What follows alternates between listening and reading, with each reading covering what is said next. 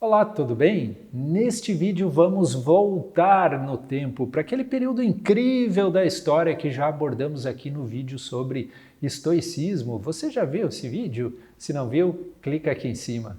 Vamos voltar até este período porque eu deixei propositalmente faltando uma importante peça. É que geralmente quando se fala em estoicismo se fala de outro movimento que aconteceu nesta época, muito importante, muito significativo, mas se fala como se tudo fosse uma coisa só, e eu propositalmente escolhi falar separadamente deste sujeito. Estou falando de ninguém mais, ninguém menos que Epicuro de Samos. Epicuro foi contemporâneo aos primeiros estoicos e sua doutrina filosófica contém algumas pérolas que podem sim trazer reflexões importantes para o nosso momento atual. Estamos falando especificamente de como podemos fazer escolhas com mais sabedoria, tendo como objetivo uma vida de constante sentimento de felicidade. E se felicidade é importante para você, dê logo o seu like, inscreva-se no canal e acompanhe até o final que vai valer muito a pena.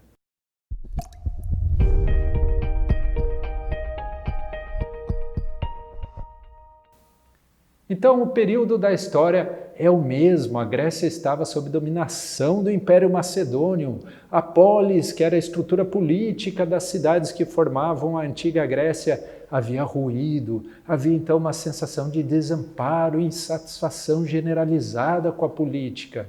Diante desse cenário meio caótico, o estoicismo dedicou-se ao fortalecimento do indivíduo, no agir de forma virtuosa e no aprimoramento da sua forma de interpretar a realidade à sua volta com o uso da razão. Já este cara, Epicuro, sugeriu o fortalecimento coletivo, a união das pessoas em pequenas comunidades, onde os valores supremos seriam a amizade, a colaboração, a liberdade e o exercício da filosofia. Para Epicuro, a felicidade é o propósito da vida e é um direito e uma conquista de todos. Não havia distinção entre homens, mulheres e escravos. Todos eram bem-vindos na escola de Epicuro e isso era bem incomum para a época. A escola de Epicuro era uma espécie de comunidade onde seus alunos e seguidores podiam viver e conviver, levavam uma vida simples, comiam o que produziam e dedicavam boa parte do dia para o diálogo, para a amizade e para pensar. Sim, para a filosofia, o espaço escolhido para essa confraternização e para os ensinamentos de Epicuro era o jardim da sua casa. E assim o seu espaço passou a ser conhecido como o Jardim de Epicuro. E de fato, sua fama se espalhou na época por boa parte do Império. Mas o que seria a felicidade em Epicuro? Nós, seres humanos, somos corpo, somos sensações. Estar vivo é sentir, é ver, cheirar, escutar, tocar. A vida é sensações. Se estou vivo, posso sentir. O oposto disso é a morte. A morte para os epicuristas é nada, é o não sentir, o fim das sensações. Não há aqui uma crença em vida após a morte, em outra realidade, outros planos, em reencarnação. Morrer para os epicuristas é simplesmente o fim da vida, da única vida que temos, o fim de todas as sensações. E viver, portanto, viver é sentir. E este sentir, estas sensações podem ser sensações de prazer ou de dor, sensações positivas ou negativas. E para Epicuro, uma vida feliz é uma vida onde cultivamos as sensações de prazer e nos afastamos das sensações de dor, de medo e das perturbações, ou seja, aponia e ataraxia. Para os antigos gregos, aponia, ausência de dor, e ataraxia, ausência de perturbações. A felicidade, portanto, é viver uma vida boa, que para Epicuro é uma vida onde nos afastamos da dor e das perturbações e buscamos o prazer. O prazer no sentido daquilo que nos traz sensações positivas, emoções positivas e contentamento de maneira sustentável. Não estamos falando, portanto, de prazeres tolos e sem medida, orgias, drogas, bebedeiras, festas, o prazer hedonístico. E Epicuro deixa isso claro na sua famosa Carta a Meneceu, mais conhecida como a Carta sobre a Felicidade. O conceito epicurista de buscar o prazer e evitar a dor, que parece tão simples à primeira vista e que também é comumente mal interpretado, é, na verdade, um pensamento mais sofisticado. O prazer para Epicuro deve ser uma escolha cuidadosa, racional e sábia, uma escolha baseada nas virtudes pessoais, principalmente a prudência. Pois como devemos evitar a dor, devemos refletir se aquele prazer se sustenta, se o seu fim não será uma dor, um sofrimento, se não há consequências para esse prazer, se este prazer não causará dor ou perturbações no futuro. Então, diante daquelas oportunidades de se ter um prazer imediato, devemos refletir se de alguma forma este prazer pode se converter em uma fonte de sofrimento no futuro. Se este for o caso, este prazer deve ser evitado. Se eu, como homem casado, me deparo com uma oportunidade de enganar, de trair minha esposa, uma oportunidade turbinada ainda por um forte desejo e uma grande expectativa de prazer, este é o momento perfeito para uma reflexão, claro, e após alguns minutos de reflexão chego à conclusão de que este seria um prazer a ser evitado, pois deste prazer certamente provocarei um nível altíssimo de sofrimento para minha esposa, para meus filhos e, por consequência, para mim mesmo.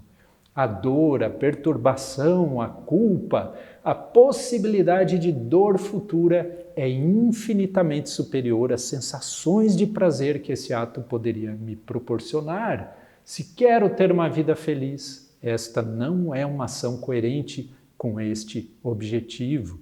Se quero ter uma vida feliz, devo preferir aquele prazer que provoca satisfação hoje, no presente, mas continua provocando satisfação no futuro, principalmente como uma memória feliz, livre de sentimentos, de culpa, de preocupações. Mantenho a minha mente absolutamente tranquila. Estes são os prazeres desejáveis. Ensinar o meu filho a andar de bicicleta, por exemplo, talvez não provoque um prazer tão intenso, tão extraordinário, mas certamente provocará momentos de alegria agora e algumas lembranças agradáveis que irão perdurar por toda a minha vida e talvez por toda a vida dele também. Uma boa escolha de prazer, um encontro com velhos amigos, um trabalho com significado, uma viagem em família, boas escolhas. Até mesmo algumas dores hoje podem sim ser toleradas desde que, diante da nossa análise, acreditarmos que podem se converter em prazeres saudáveis no futuro. O trabalho, o esforço, a dedicação são ações que, quando executadas com o propósito de obter algo que traga mais emoções positivas, mais felicidades no futuro, são sim bem-vindas. Vale a pena, por exemplo, trabalhar dobrado por um período para garantir uma viagem em família lá na frente, ou alguma experiência marcante e importante, algo que irá construir memórias agradáveis e positivas.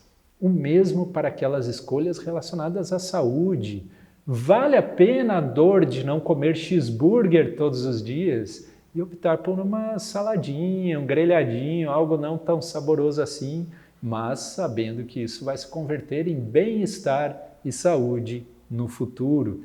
Vale a pena enfrentar os problemas, as dificuldades da vida hoje, enfrentar a dor o quanto antes, sabendo que isso irá proporcionar alívio e evitar dores e perturbações ainda maiores no futuro. Abro mão do prazer hoje, mas evito dor e sofrimento ou perturbações no futuro. Mas há também aquilo que fazemos, que provoca dor e perturbação hoje, no presente, e que também causará dor e sofrimento no futuro, talvez ainda pior no futuro. Isso, para os epicuristas, simplesmente não faz sentido. Adiar o cuidado com um problema de saúde, adiar de se enfrentar um problema quando ele ainda é pequeno, encarar um trabalho horrível que não se converterá em nada de positivo no futuro, por exemplo. Dor hoje, dor amanhã, não faz sentido. É a fórmula para uma vida pobre e infeliz. Então, o prazer que Epicuro defende é justamente o prazer do dia a dia, das coisas simples e saudáveis que não trazem outra consequência senão a felicidade, as boas recordações, a tranquilidade, a consciência leve, a saúde, a ausência de dor e a ausência de perturbações. E você pode estar pensando agora, mas a vida pode ficar chata demais, controlada demais, sem emoção. E Epicuro diria para você, depende.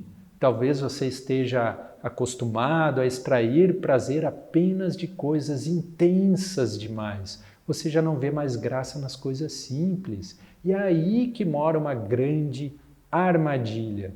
Imagina que você passa algum tempo trabalhando ao ar livre, em um dia especialmente quente, em uma atividade que exija muito esforço físico. É muito provável que em poucos minutos você já sinta um certo grau de sede. Após algumas horas, então, essa sede começa a beirar o sofrimento. Neste momento, se alguém lhe oferecer um copo grande de água gelada, com aqueles pinguinhos de água escorrendo por fora do copo, instantaneamente você sentirá um misto de sensações que vão de uma sincera alegria a uma gratidão profunda. Você toma aquele copo de água com voracidade e em segundos é tomado pela mais autêntica sensação de prazer.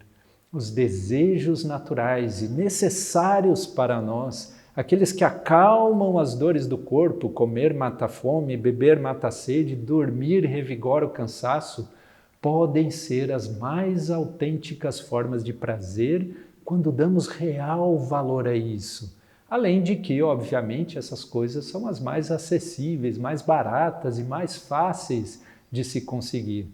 Assim como os prazeres que trazem alegria e acalmam as dores da alma, como a amizade, a conversa, a troca de experiências, o apoio mútuo, a vida com significado. Enfim, os prazeres simples da vida são os mais autênticos e mais fáceis de se conseguir.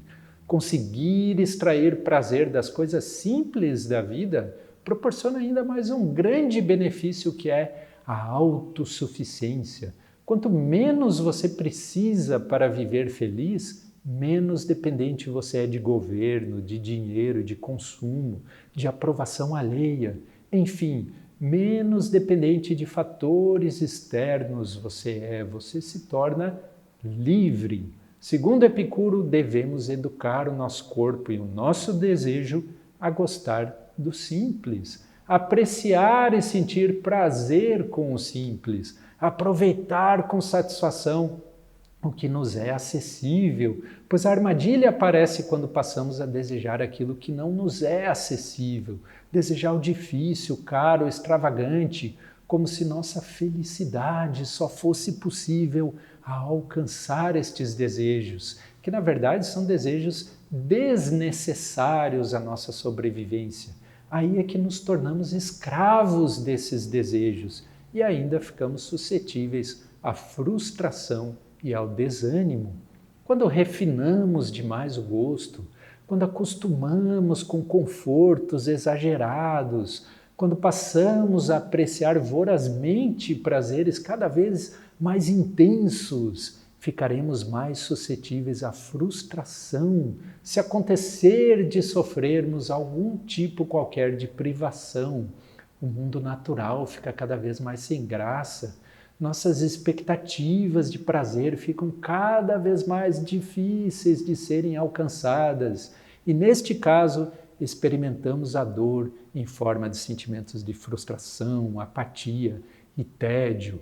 Essa é a maldição do hedonista, aquele que está sempre à procura de novos prazeres, de prazeres mais intensos, sem limite. Chega um ponto em que nada mais tem graça, nada mais satisfaz, a vida se torna sem graça.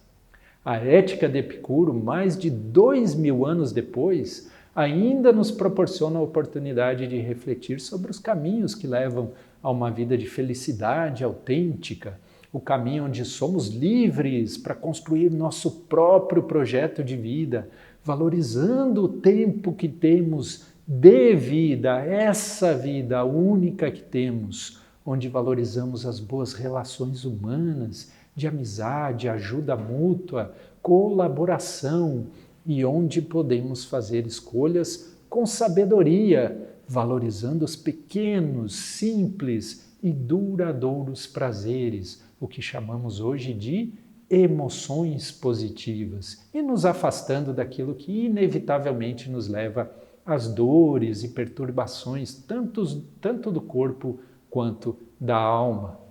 Neste vídeo trouxe esse pequeno recorte que temos acesso da ética de Epicuro. Acredita-se que esse filósofo tenha produzido mais de 300 obras ao longo da sua vida, mas toda essa preciosa fonte de sabedoria, infelizmente, se perdeu ao longo da história. O que sabemos de Epicuro é principalmente baseado em cartas escritas por ele para seus amigos e seguidores, e em referências nas obras de outras figuras históricas da época.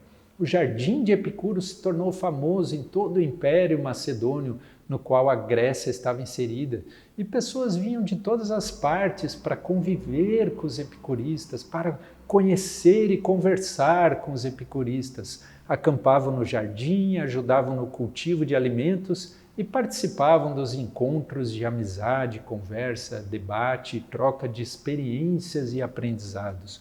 Ou seja, não só aprendiam esta forma de filosofia, mas também a praticavam. Estes pensamentos, em certa medida, acabaram influenciando outros grandes pensadores da história da filosofia. Alguns deles ainda estudaremos aqui no canal. E assim como o estoicismo influenciou a abordagem cognitiva comportamental, a TCC, que revolucionou a psicologia contemporânea, há muitos aspectos do epicurismo que encontram paralelo na emergente psicologia positiva. São conceitos milenares que encontram respaldo na ciência contemporânea. E ainda falaremos também aqui no canal mais diretamente sobre esta relação entre o histórico, a filosofia e a ciência. E espero que este conteúdo tenha sido uma pequena, simples, porém duradoura fonte de prazer para você. Lembre-se de se inscrever no nosso canal se ainda não é inscrito, deixe o seu like e compartilhe com seus amigos. E por que não, deixe também um comentário para nós. Assim continuamos sempre motivados a produzir novos conteúdos interessantes para você. Muito obrigado para você que acompanhou até aqui no final e até o próximo. Tchau!